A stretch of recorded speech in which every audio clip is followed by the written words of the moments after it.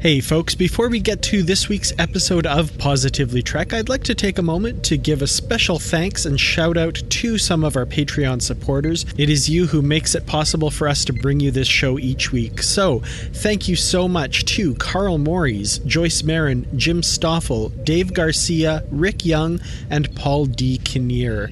To become a Patreon supporter of Positively Trek, simply go to patreon.com/positivelytrek. You can join at any level, which will give you early access to some episodes and access to other features, including associate producer credits and shoutouts.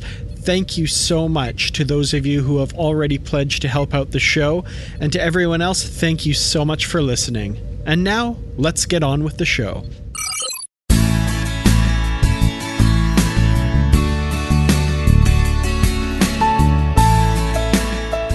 What a weird week this has been. So, on Wednesday evening, I got myself all hyped up for about 2 to 3 seconds of new Lower Decks tomorrow. And then I realized, oh no, the season's over. There is nothing new tomorrow. Oh, that makes me really sad. Yeah, I mean, it's been an incredible season of Lower Decks. I loved all those episodes. But yeah, there was definitely something missing this week, not being able to tune in to new Star Trek. Yes, I mean, it's so depressing. It takes me back to those days of 2006, 2007, 2008, on and on, where I'm not getting new Star Trek. How quickly we forget, right? You know, like, oh no, there's 1 week this whole last few months where there's no Star Trek. But yeah, no, this is, I mean, it's an embarrassment of riches of Star Trek, really. But yeah. I know. It's like we're so spoiled now. And not only that, but next month we'll be getting 2 new episodes of Star Trek a week. So, I mean, we're getting even more spoiled. I mean, the last time, I hadn't even thought about this. By the way, welcome everyone to Positively Trek. I'm Bruce Gibson with Dan Gunther, and we're talking about Star Trek, obviously, because this is called Positively Trek. But the thing I wanted to mention is that this will be the first time, and I'm also saying this to make sure I'm right, so you check with me on this. But to get 2 Star Treks in the same week, 2 new Star Treks, we haven't had that since Voyager and Deep Space Nine. That's right. Yeah, the season 7 of DS9 was the last time that we got 2 episodes of Star Trek in the same week. It's historic. We're going back to the heydays of the late 90s. Yeah, because then DS9 ended in 99, right? Mm-hmm. Yeah, so it hasn't been since last millennium that this happened. So, you know. Dang, 22 years ago. Wow. That's crazy to think about. I know, because I'm only 24. I mean, I guess I was 2 years old. Uh-huh. Uh-huh. Sure. Uh-huh.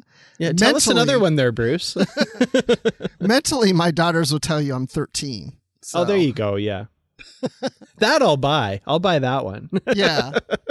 Yeah. I get a lot more eye rolls and just turning around and walking away from my daughters than I've ever had in my life now. Anytime I say something, it's just like a ugh from them. Aw. Oh, wow. But that's why I have Star Trek. You know, I can bond with that if I can't bond with them. Yeah, Star Trek will never leave you. That's the great thing. You know, I'm not a big Family Guy fan. I kind of haven't watched it in years, but one of the very early episodes, like I almost want to have kids just so I can use this line by Peter Griffin when Meg wants him to take her out practicing for her driving exam, and Peter's watching Star Trek, and he says to her, well, Daddy loves you, Meg, but Daddy also loves Star Trek. And in all fairness, Star Trek was here first. Nice. I need to use that line.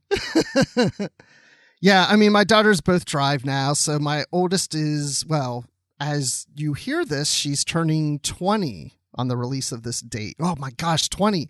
I will no longer have 2 teenage daughters anymore. That's and scary. So I first of all, I don't understand how you were 4 years old when you had a daughter. That's amazing. Second of all, that's crazy. Yeah, I can't imagine a 20-year-old daughter. Yikes. She can't imagine it either. She says she still doesn't feel like she's older than 15. Well, tell her that feeling never goes away. So, brace for that. Now, they don't roll their eyes or have problems when I start the car and start to drive away, because I still say engage most of the time. And they don't roll their eyes or do anything with that. And sometimes I'll say things like lately I've been saying, let's fly. Nice. They don't have a problem with that one either. So. I like that. I might have brought this up on the podcast before, but for me, it was always when I'm backing a vehicle out of the garage. In my mind, I don't do it out loud, but in my mind, the stealing the Enterprise music from Star Trek 3 is playing. Have you ever actually played the music while you're doing it, though? I may have done that, yes. Oh, I love that. I swear, if I ever come to visit you, you have to do that with me. Mm-hmm. Oh yeah, we'll do the whole thing. We'll back out really slowly, and we'll even have Sulu we have cleared space doors. Dun, dun, dun, dun, dun, dun, dun. And we're just moving really slow, taking it all in. And now, Mr. Scott, start the doors. Yeah, that would be fun. That would be crazy. I would love the neighbors to look out and go, what are they doing? And one of your neighbors just says, oh, it's Dan doing that Star Trek thing again. Oh, yeah. Yeah, absolutely. But yes, speaking of Prodigy and Discovery, that we're going to have 2 new Star Trek shows at the same time. We have Prodigy coming out later this week on Thursday, at least in the United States. I feel really bad for some people in countries that aren't officially getting Prodigy on their service. I mean, that's going to cause a bit of a problem for us, because we're actually going to be talking about the episodes and going into spoilers. So yeah, that's true. We're going to have sections of upcoming episodes that talk about spoilers about Prodigy. So yeah, we'll have to have some way for people to be able to skip those parts if they're not watching. Yes. So let's go ahead and talk about that real quick too. So we're making some shifts in how we do our shows. So as regular listeners know, that we come out with our reviews of new Star Trek episodes on Mondays after the new episode has aired. Then on Tuesdays, we come out with what we call our flagship show. And this is the show where we talk about news. That's the one you're listening to now. We talk about Star Trek news and topics and have guests as interviews, or whatever the subject or the thing we want to just talk about. That would be on the flagship show on Tuesdays. And then every other Friday, we release a book club episode. So what does that mean when we have Prodigy and Discovery? Does that just mean more episodes of this podcast? The answer to that is no. We just don't have the time nor the energy to do all that. So we are going to review every episode of Prodigy as it comes out, and every episode of Star Trek Discovery Season 4 as it comes out. But they'll be in one episode, combined with anything that's going on in the news. So in other words, what I'm trying to say is you're going to get one super episode a week, and you'll still get the book clubs every other Friday. But I think we're, thinking Tuesdays still? I think so, yeah. Yeah, our flagship show typically comes out on Tuesday, and I this will still be our flagship show because it'll be our main show every week. And the way I think about it is our flagship show, we talk about the week in Star Trek for the most part, news and maybe a topic of discussion, that kind of thing. And in any given week where new Star Trek is airing, that's kind of the biggest thing from that week in Star Trek. So it kind of makes sense that, that would be included there as well. So, it's, you're still going to get us talking about the episodes and that sort of thing and the news of the week. It's just that our discussion topic that week will very probably be the episode that came out, right? So yeah, I'm kind of working ahead of myself. I just realized my daughter's birthday is November 2nd. That's not next week when this episode drops. It's when the next episode drops of where we're going to do this combined thing. So in other words, on November 2nd, when that show episode drops, we're going to be talking about Star Trek news. If there's anything worth talking about, we'll talk about it there at the beginning. And then we'll go into our review of the first episode of Star Trek Prodigy. Then when we get into November, when Discovery Season 4 begins on the 18th of November, that next Tuesday, we will again go through news, anything worth talking about, And we haven't talked about this, so you guys are catching this live planning right now.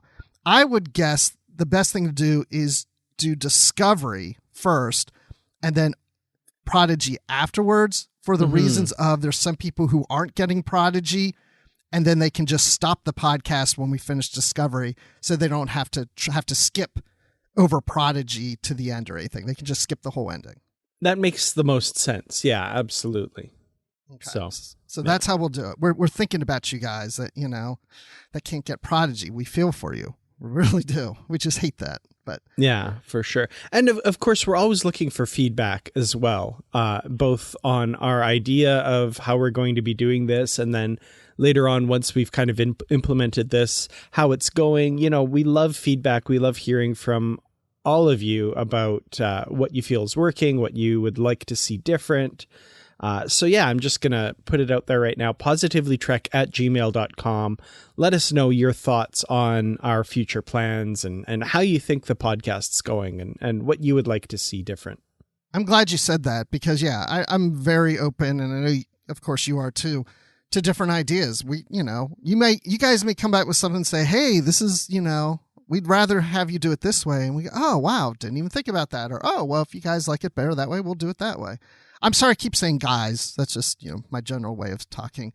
Guys and gals and all of you people out there. So to that point, we've had some people say to us, hey, we like it when you interview an author, but we also want to hear your thoughts. Well, we're going to kind of address some of that today. We did interview Dayton Ward on our book club episode that came out. But at the end of this episode, we're going to talk our final thoughts on Star Trek Coda Book 1. So you'll get to hear those. I'm curious to know what Dan has to say, because I've had some additional thoughts that were not mentioned on that show. And if Dayton's listening, I apologize. Oh. No, it's not bad. Don't worry. Oh, dear. That's like a little teaser. People go, ooh, wait, I got to listen to that. Positivity on Positively Trek. Ooh. But we are going to also talk here on this episode about Prodigy coming up and our thoughts and speculations and things we've heard about Prodigy. And we're also, that's from the producers and from Kate Mulgrew. And then we're going to talk about Mike McMahan revealing some details about Star Trek Lower Decks Season 3. So, yeah, lots to do there, Dan. Very excited. Good. Well, before we do that, our last flagship show, we were talking about pets. And I have to say that, Dan, I think just talking to you offline and everything, you were like, yeah, I just came up with this idea of talking about pets and it's not anything all that great. I don't know. Just, I just got the feeling from you that, it was a good topic, but probably not a great topic. But I think a lot of people loved it. I actually picked it because I thought a lot of people would love it. Oh, okay. No, yeah, no, I everybody loves pets, right? So, yeah, no, I picked it because I thought, everybody loves our little furry friends and maybe not so furry if you're talking about fish or lizards, but, yeah, who doesn't like a good pet? Well, we did miss some pets, which we thought we probably would. So, Dan, what did we miss? Okay. So first of all, thank you to our listeners for reaching out on Facebook and Twitter about the pets that we missed. And first of all, I'm going to go in, I think, chronological order, I guess, as far as in the Star Trek universe. So first of all, the very first piece of Star Trek that we ever get that wasn't initially aired, The Cage, the first episode with Pike, we were introduced to his horse, Tango. And yeah, we definitely a pet there, I think. And thank you to Ruth Ann Amsden on Facebook for pointing that one out. We did miss that one. So yeah, Tango and his taste for sugar cubes. Yeah, that was a miss on our part for sure. Yeah, I saw that she posted that and I replied then about Kirk's horse in Generations on his uncle's farm, because her post on Tango made me think of Kirk's horse, but I'm not even sure if it was Kirk's horse or his uncle's horse or whatever. But I guess maybe that would be considered a pet too. Yeah, for sure. I think so. Ruth also mentioned that her friend who keeps sheep and goats wants to see sheep and goats in Star Trek. And There's a TNG episode in season 2 called Up the Long Ladder, and they're more livestock. I don't think they're really pets, but we do see the Bring Lloydie are brought aboard the Enterprise, and they have their livestock with them, and there's definitely goats there. I don't remember if there's sheep. I could be wrong, but there are definitely goats among them there. So I hesitate to recommend that episode for many reasons, but, point her in that direction that there are at least some goats there for sure. Ruth Ann, you need to get your friend to write into the producers of Star Trek requesting sheeps and goats in episodes. We need to see that. Definitely. Well, moving on to missed pets, Wayne Fraser on Facebook pointed out a couple, the first of which, first of all, he accused us of being, dog lovers who ignore the cats. And there were a couple cats that we did ignore, unfortunately. The TOS episode Assignment Earth in season 2 features Gary Seven and his cat, and I put cat in quote marks here, Isis, who I would contend is not really a pet as we see her transform into a woman later in the episode, so maybe not a pet so much, but definitely deserves an honorable mention. The cat Isis, especially, Bruce, as you pointed out when we started recording, this cat Isis has shown up in the Year 5 comics that we're talking about right now. So, yeah, that was a big miss. Yeah, that really should have been fresh in my mind because of those comics, reading those this past year. But yeah, to your point, that one could go either way, right? But I do feel that, yes, definitely an honorable mention. But in some ways, reading those comics, Isis seems to be a little more in control than Gary Seven. So I'm wondering if Gary Seven is actually Isis' pet, and we should have mentioned him, right? I don't know. But it also makes me think of the cat. Again, I don't know whose pet it would be, but didn't we have a cat? Oh, what's the name of the episode with the scary castle and TOS? Cat's Paw, yeah. Cat's Paw. Did we mention that one? We didn't, did we? We didn't. I thought of it when I was reading this feedback here, and I did think of Sylvia is one of the villains' names, and she transforms herself into a massive cat at one point. So, yeah. But she's not really anybody's pet. So. No, I don't think so. But yeah. Okay. Well, speaking of cats, though, there was another cat, and this one, not a major pet, but also did deserve an honorable mention, and we missed this cat, Patches, from the TNG episode The Bonding. This was Jeremy Astor's cat. Jeremy Astor, the young man who lost his mother in that episode and gets adopted into Worf's family at the end.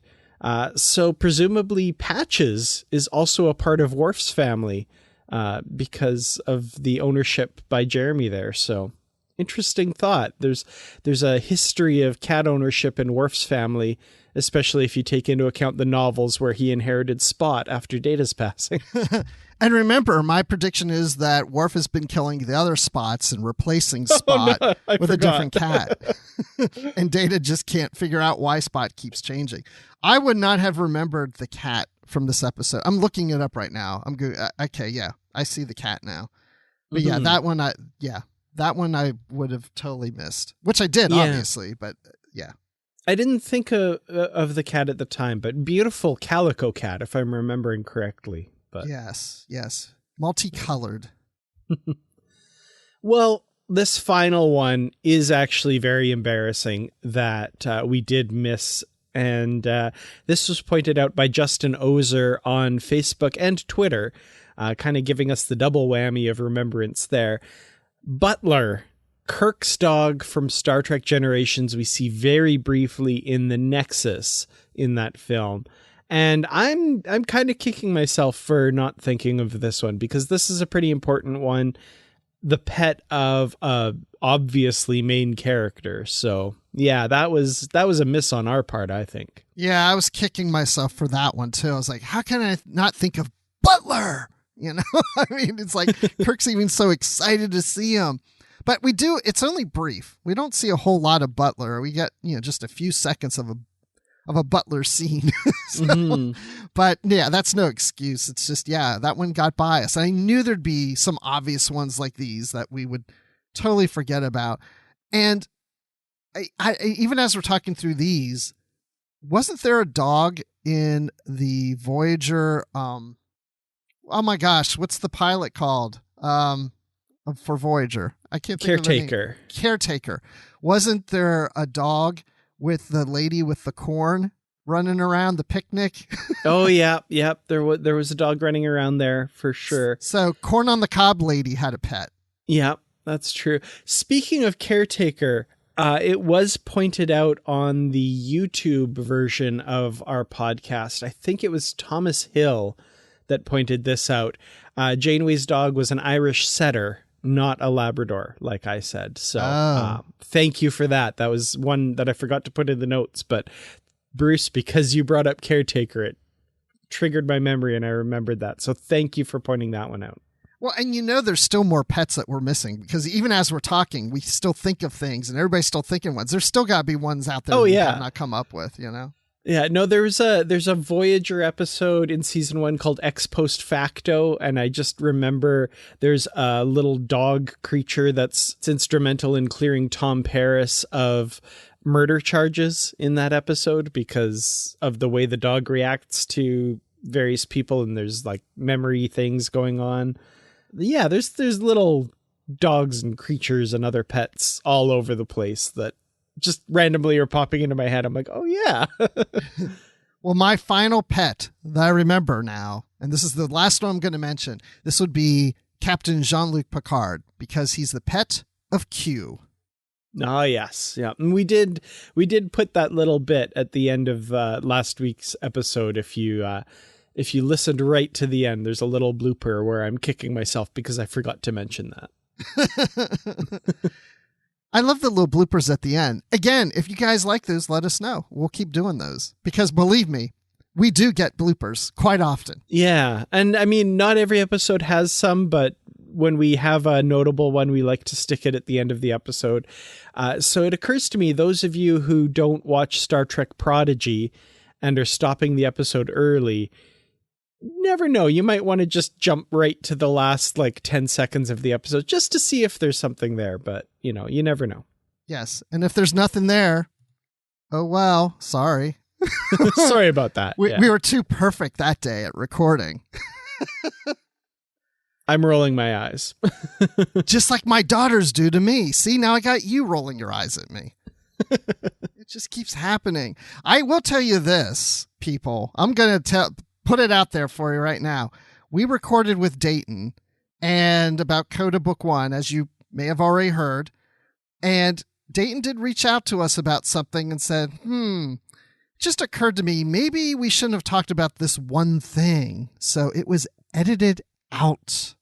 Yes, edited out. It's like it never happened. Like it never happened. And I'm sure you're wondering, ooh, what did he say? What did he reveal?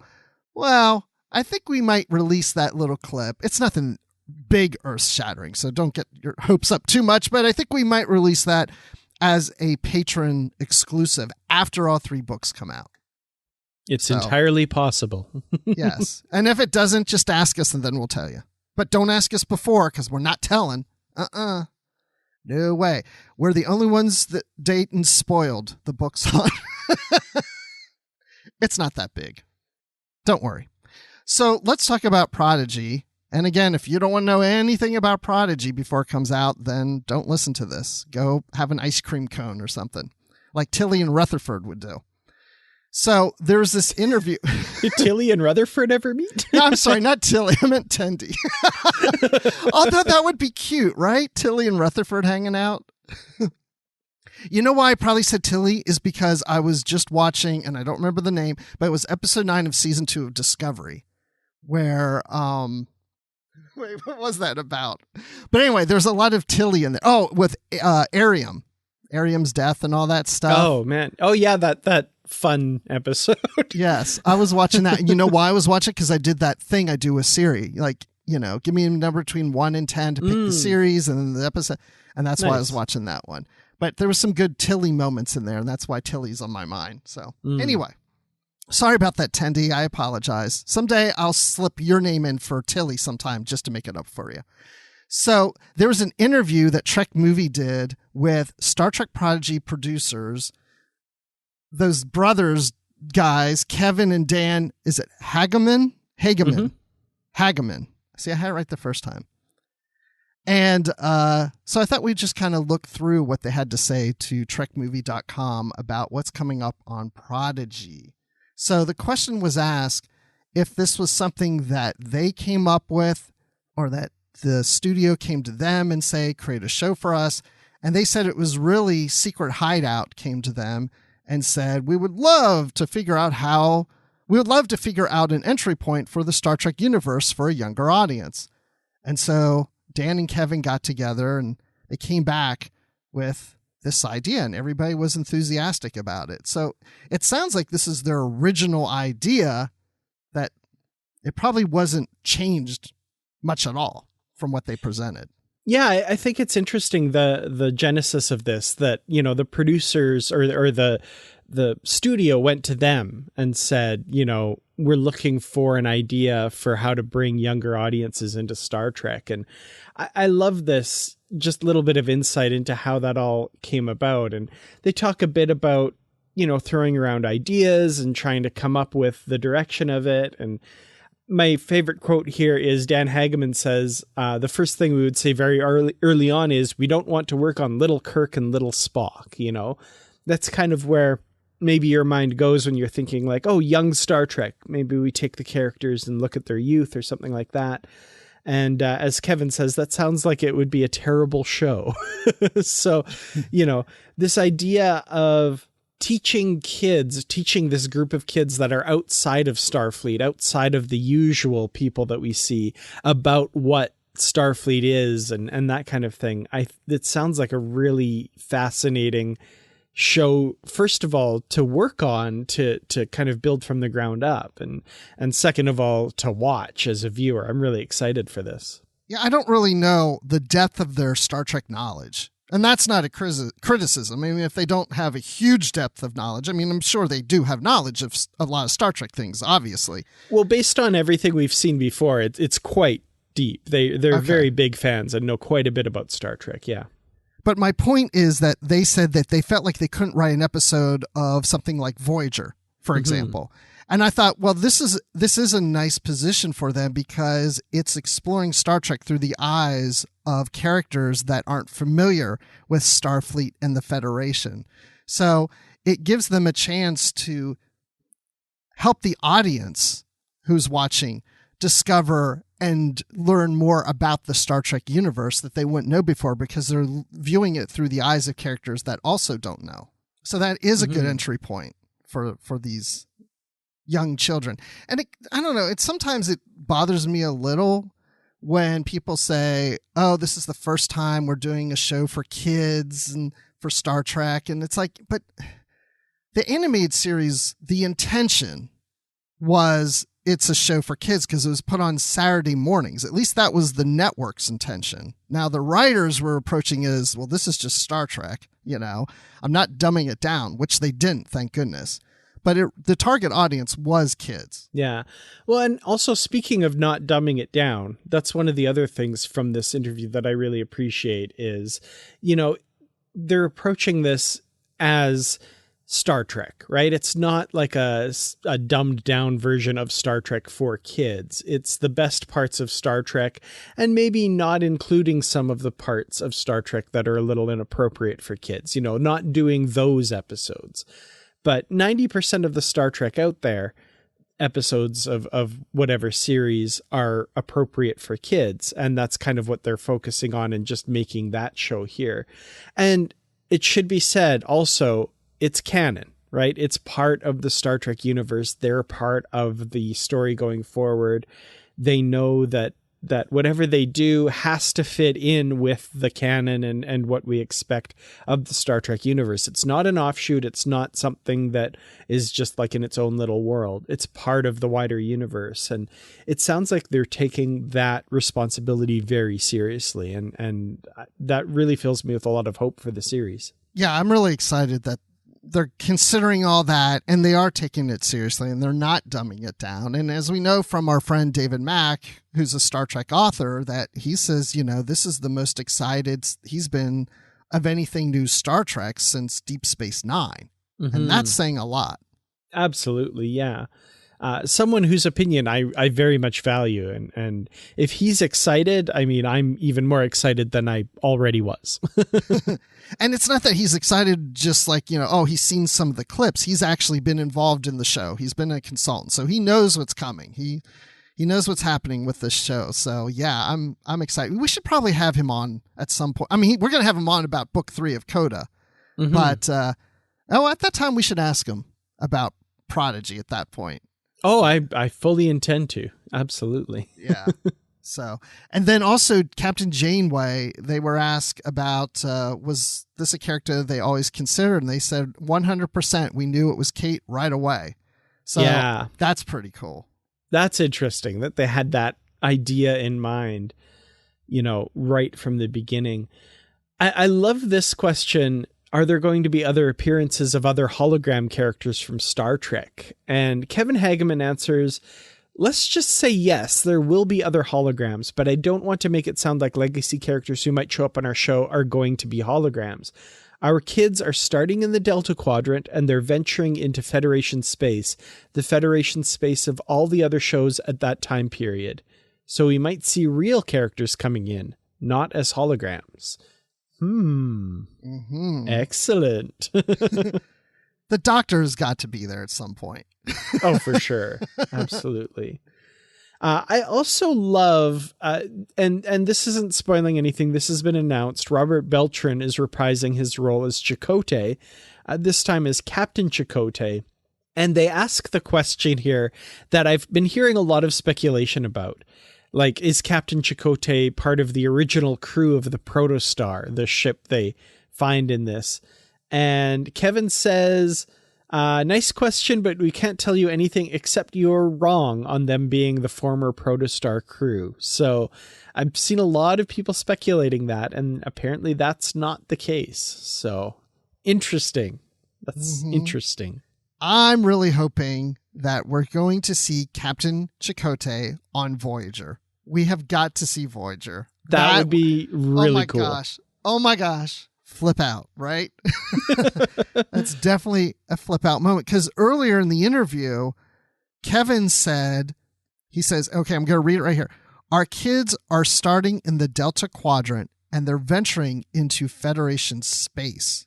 So that is something we've discussed when we're like, we're seeing these different characters or aliens from the Alpha Quadrant. It sounds like the ship is in the Delta Quadrant, but they're going to go back to the Alpha Quadrant.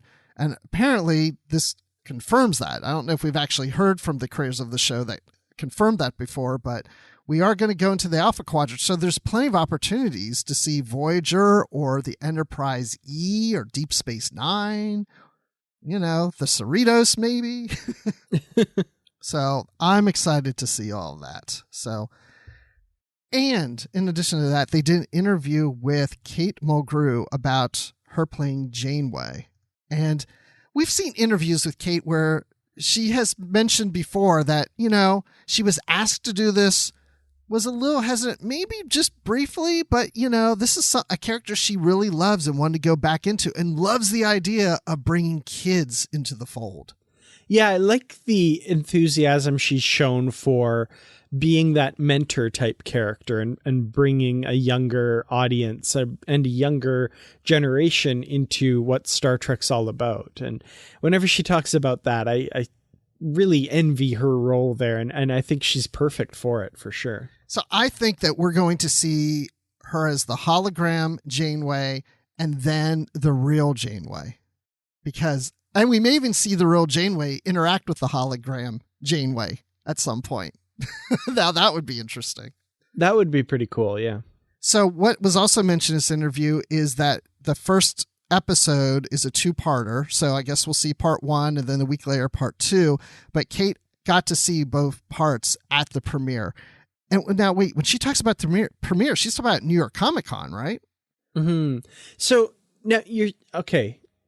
We know the first episode that's coming on Thursday is an hour long. So so you're saying part 1 is an hour and part 2 is a half hour? Or no, I was just assuming when they say it was a 2-part, I was thinking that they were dividing into 2 parts. But you're right. I do remember hearing that the first is an hour. So it is the 2 probably together.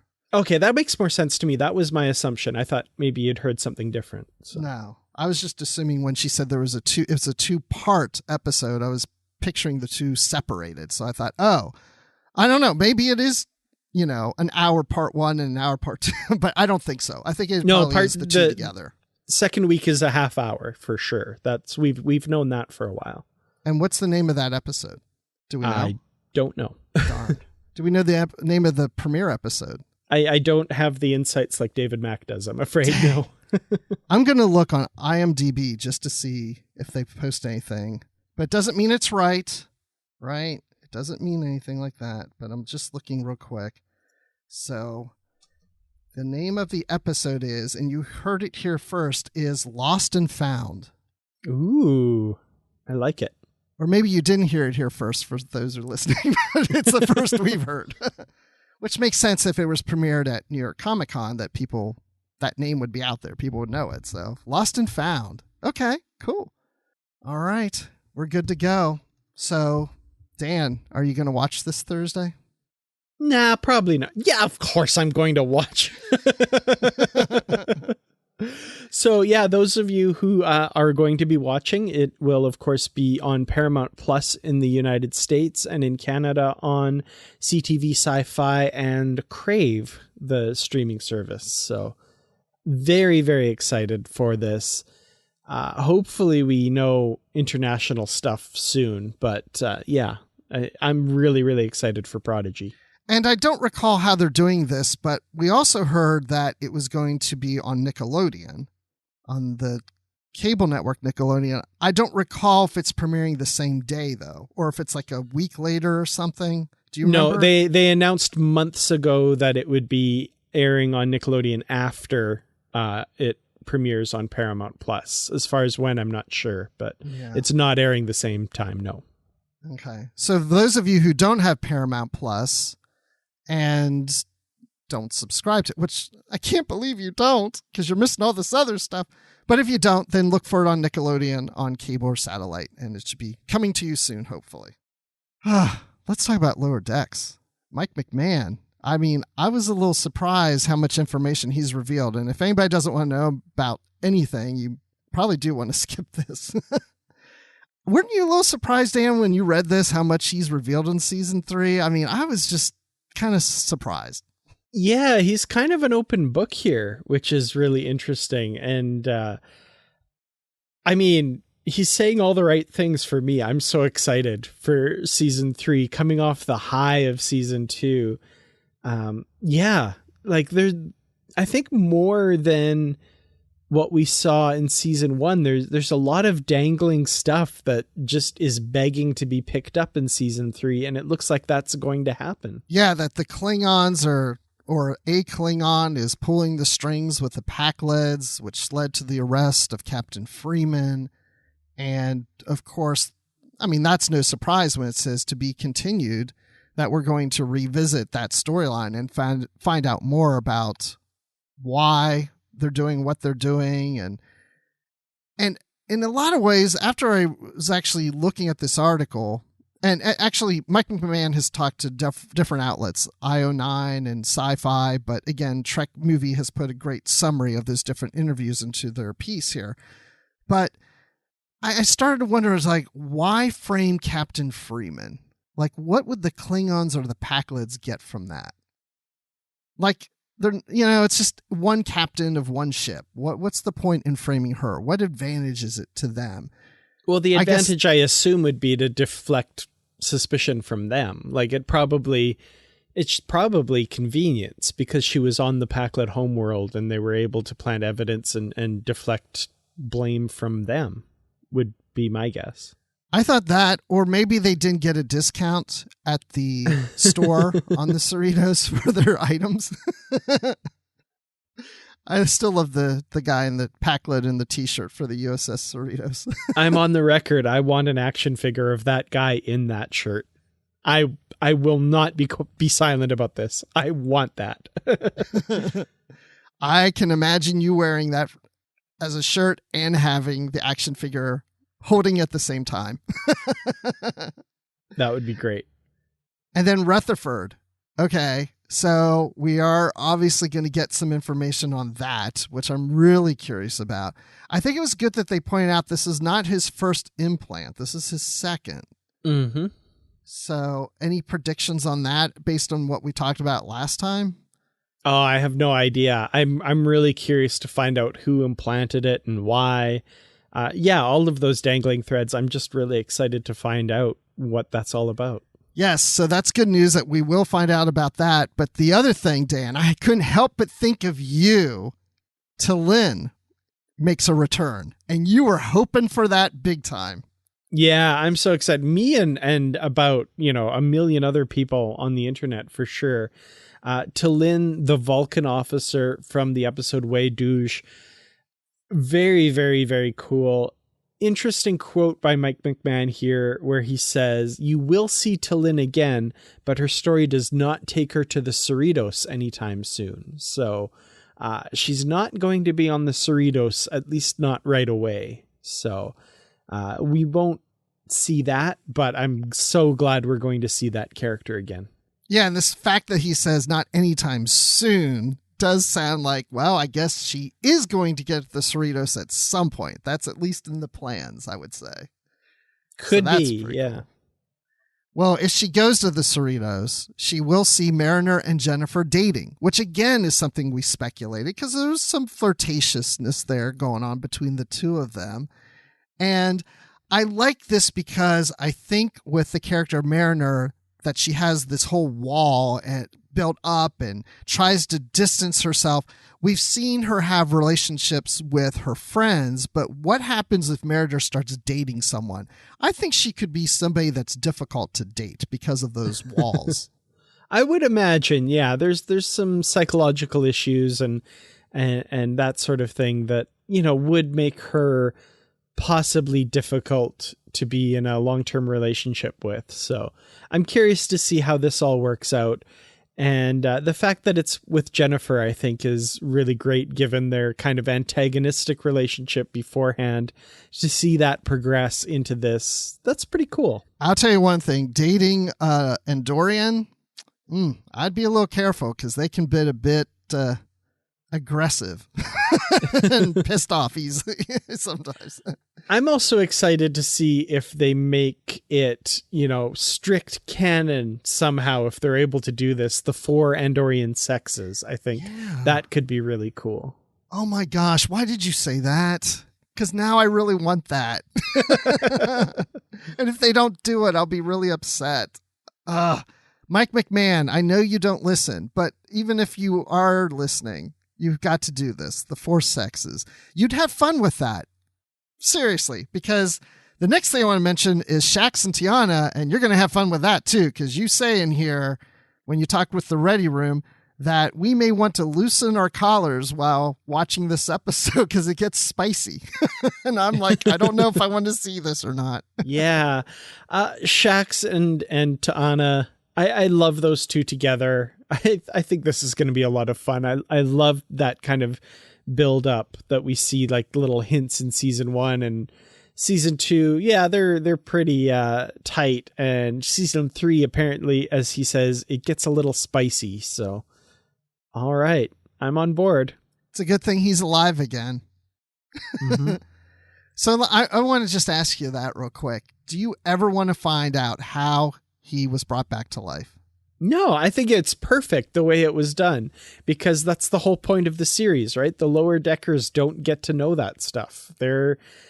I think it would be unfortunate if we ever learn that, because the fact that we just don't know really puts us in the shoes of the lower deckers and is the whole point of the show.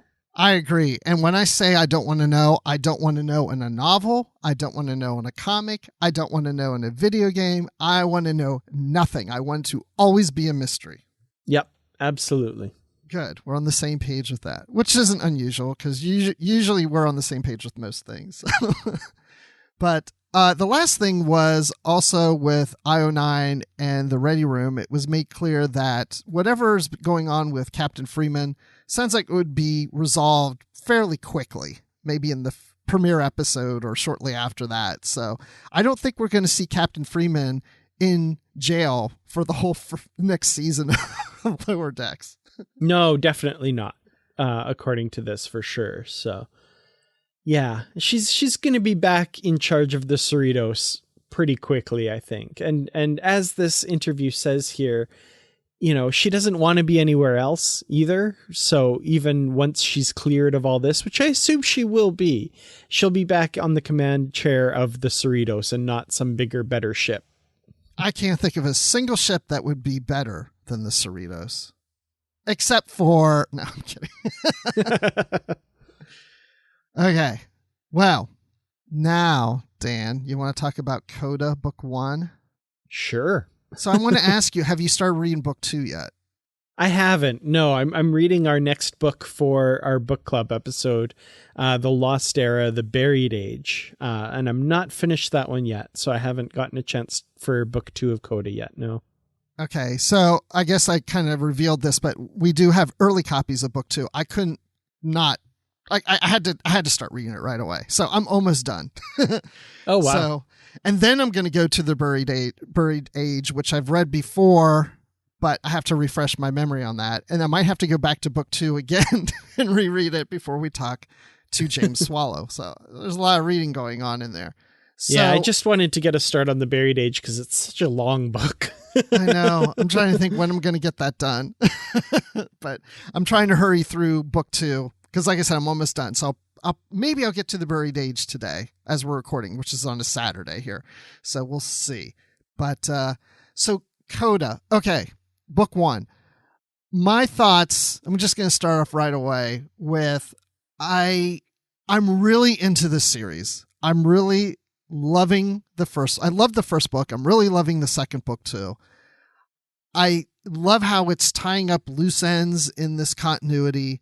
The one thing I was a little disappointed with, but it's working well, so I'm not upset about it. But first going into this book, and even based on what Dayton was saying, is it does have that Crisis of Infinite Earths and Endgame kind of vibe to it. And I was just like, does every universe have to, transfer from one universe to another in this manner? Like, I was kind of hoping doing something a little different that other franchises aren't doing. And now it kind of feel like it's repeating a little, but I'm liking it a lot because it's really working. And it works really well in Star Trek based on other things we've seen in books and in the series with timelines and stuff. That works really well. Yeah, I'm really enjoying that aspect of it. I'm not familiar with Crisis on Infinite Earths, so I'm not sure what aspects are the same as that. I don't know. I'm not seeing a lot of crossover between this and Endgame and that sort of thing, and mostly because I don't know how they're going to resolve the Coda stuff. I don't know how it's all going to transition into the new universe and that sort of thing. So that to me is still a mystery. I'm not sure how this is all going to resolve, but what we've seen so far, which again is just like a little piece of the larger story, and we don't know how it's going to end. I'm really enjoying it. I'm on board with what they want to do here, and I'm trusting these guys to tell a really cool story that's been, they've been working on it for the last 2 years. So I really can't wait to see where it all goes. Yeah, me too.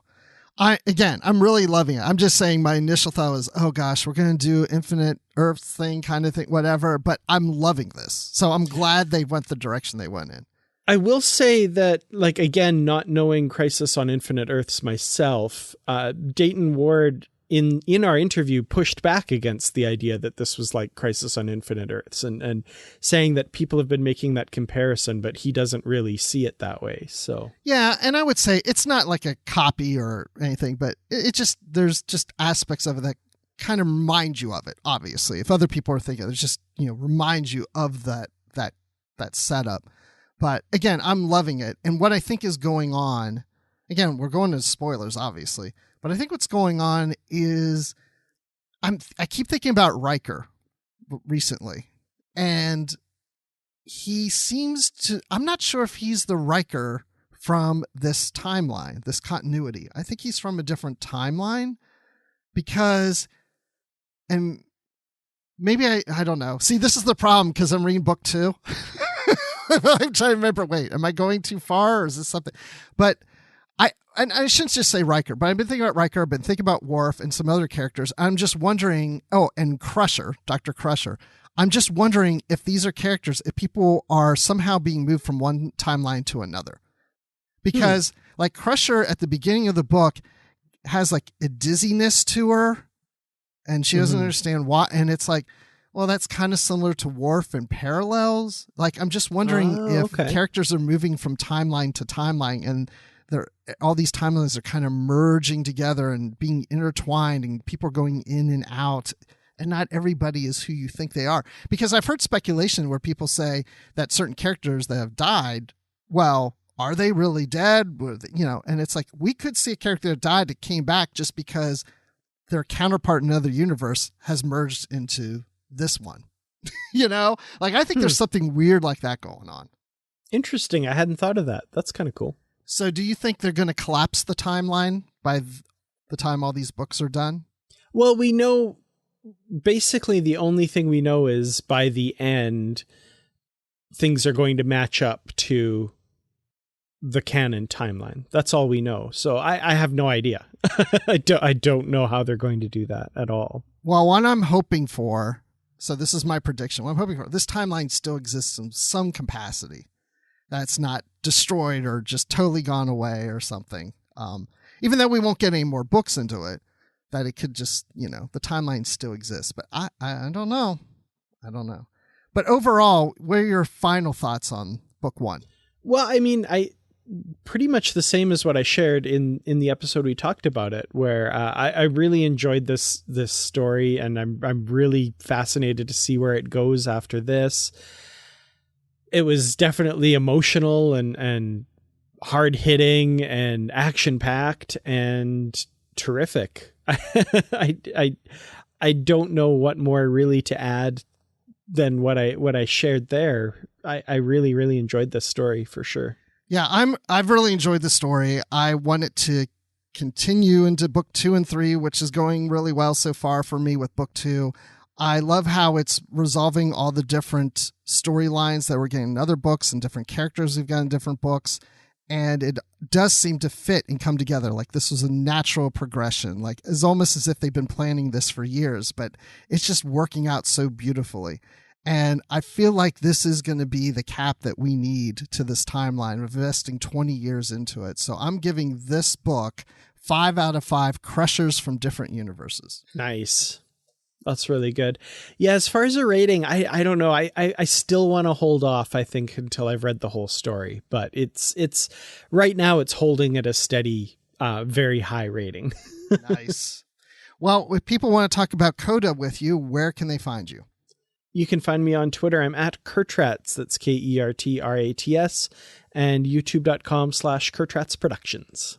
All right. I'm on Twitter at Admiral_Rex. That's Admiral with the underline Rex. And you can find me occasionally on the Star Wars Report and Literary Treks.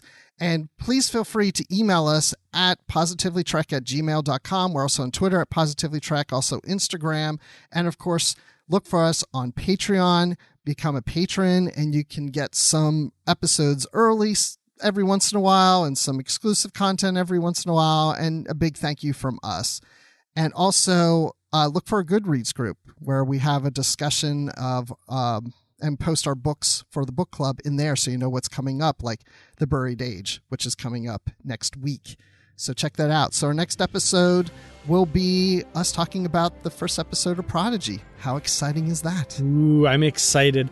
I really cannot wait for this series. And, Ruth, tell your friend this might be where we get more sheep and goats. I don't know how they'll figure into Prodigy, but you never know. What a perfect series for sheeps and goats. Absolutely. Well, thanks everyone for listening. And until next time, stay positive.